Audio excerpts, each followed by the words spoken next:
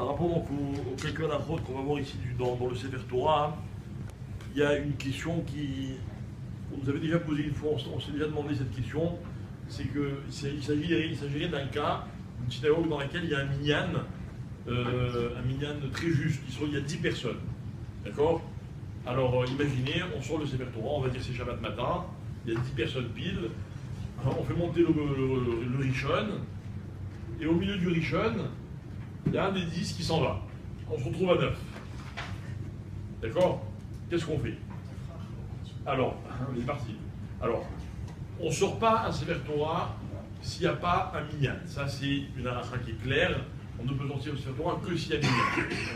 Maintenant, dans le même ordre d'idée, la bracha qu'on fait quand on monte à la Torah, ok, Baruch Hashem, Hashem Rabbanou, etc., Baruch Hashem Noten la Torah, cette bracha, on va expliquer très très brièvement. Tous les matins dans les brachot, on fait tous Birkat Torah. Pourquoi on fait Birkat Torah? Pour tout le limoud de la journée. D'accord? C'est la raison pour laquelle, par exemple, le matin, quand je me lève, je n'ai pas le droit de faire des psukim tant que je n'ai pas fait Birkat Torah. Tant que je n'ai pas fini mes brachot. Ok? Bien. Maintenant, quand on sort le Sefer Torah, et qu'on fait monter quelqu'un et qui refait la bracha. Pourquoi il refait la bracha? Il refait la bracha parce qu'il y a un chiyuv, d'accord? Qui est le chiyuv de tout le klal, de faire la Kriyat Torah. Et les Khamim, ils ont décidé que ce chiyuv-là, il fait que en semaine, on fait monter 3 personnes, le Yom Tov, on fait monter 5 personnes, le Yom Kippour, on fait monter 6 personnes, Shabbat, 7 personnes, etc., etc. Ok? Très bien. Maintenant, on a sorti le Sefer Torah. Il y avait un chiyuv de klal, parce qu'il y avait un tzibour, il y avait 10 personnes. Mais tout d'un coup, au milieu, il n'y a plus de tzibour. Donc, s'il n'y a plus de tzibour, il n'y a plus de chiyuv. Il n'y a plus d'obligation. Je vous donne un exemple pour que vous compreniez. Imaginez que quelqu'un a passé les fêtes en Chutz La'aretz et que le dernier jour de Yom Tov de là-bas, c'était déjà un Shabbat normal pour les habitants d'Eretz Israël. Donc c'était le cas cette fois-ci à Pessah. Okay. Le 7e jour de Pessah, c'était un vendredi. Donc nous en Israël, on a terminé Pessah vendredi soir. Donc samedi matin, qu'est-ce qu'on a lu comme paracha? La paracha de la semaine. Mais en Chutz La'aretz, chez eux les pauvres là-bas, okay, c'était le 8e jour de Pessah. Donc ils ont lu la paracha du 8e jour de Pessah. Donc on avait une paracha de décalage pendant plusieurs semaines. N'est-ce pas? Donc imaginez quelqu'un, il a raté une paracha, il arrive en Israël, et il voit que le tzibour, il a une paracha d'avance. Qu'est-ce qu'il doit faire? Il n'a pas de chiyuv. Il a raté une paracha, ce qui est très grave en soi. D'accord? Mais il n'a pas de chiyuv. Pourquoi? Parce que la Kriyat Torah, c'est un chiyuv, c'est une obligation qui est relative au tzibour. Pas de tzibour, pas de chiyuv. Donc moi, je suis, Chadé Shalom, un Shabbat tout seul, je n'ai pas de minyan, je ne fais pas de Kriyat Torah. D'accord? Je répète, on a sorti le Sefer Torah, il y avait un tzibour. Le premier, par exemple, il est monté, il a fait la bracha, il y avait un tzibour, il avait un chiyuv de monter, il fait la bracha normalement. Et au milieu, il n'y a plus de tzibour, il y en a un qui est parti, on n'est plus que 9. Qu'est-ce qu'on fait pour la suite de la Kriyat Torah?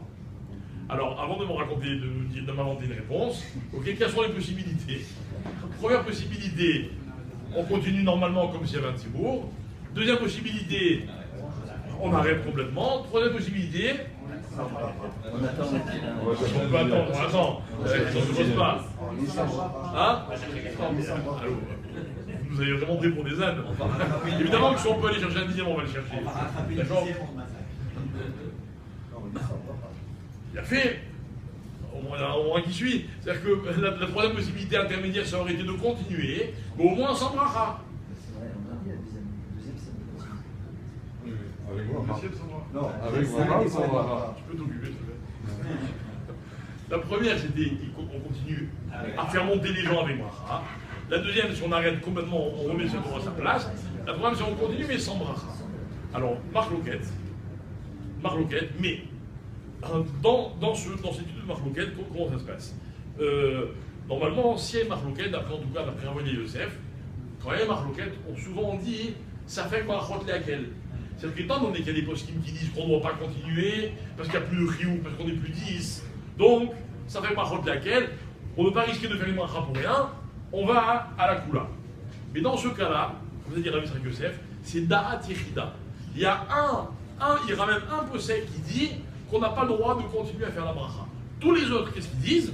Ils disent non, on peut continuer. C'est-à-dire, une fois qu'on a sorti le Sefer Torah et qu'on a commencé à 10, alors on peut continuer normalement.